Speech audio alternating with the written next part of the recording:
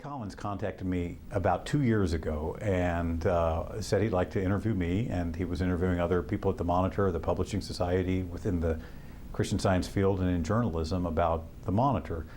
He was very well prepared, very thorough, had obviously done a lot of homework, was also persistent, and yet was warm and engaging. And I have to say that I thought those were great qualities in a scholar, because they're great qualities in a journalist too. It's what makes Monitor journalists, I think, special in the world of journalism. So Keith really reflected that kind of approach, engaged, but always making sure, as the Monitor, as Mrs. Eddy had said about the Monitor, not to injure any man, but to bless all mankind. I think that spirit pretty much permeates his book. Now, his book, it should be noted, is one author's view. It's a very thorough view, but like any journalism or like any research, it's one author's particular view of events, having interviewed people, but then having reached his own conclusions. And there may be disagreements. In fact, I disagree, and I probably do regret some of the things that I said in my candor, but then he's a good interviewer, so that's fair enough. I mean, we, as journalists, we often expect that to be the case.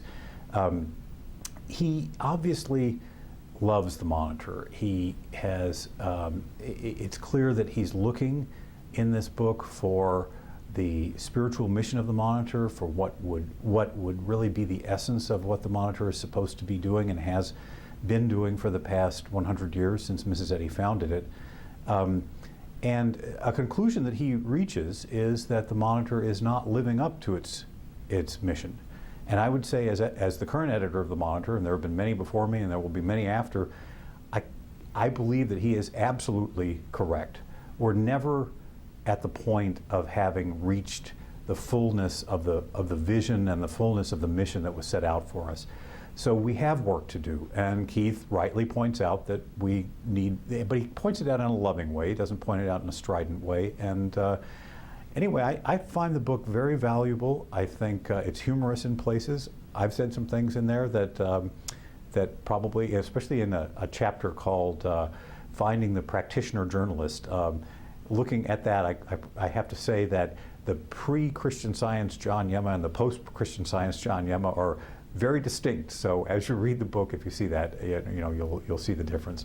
But I think the book is enjoyable. It's valuable. It is controversial in places, but it is a history, and it's something that I think readers who love the Monitor, who love journalism, and who love Christian Science, all of those will find very valuable.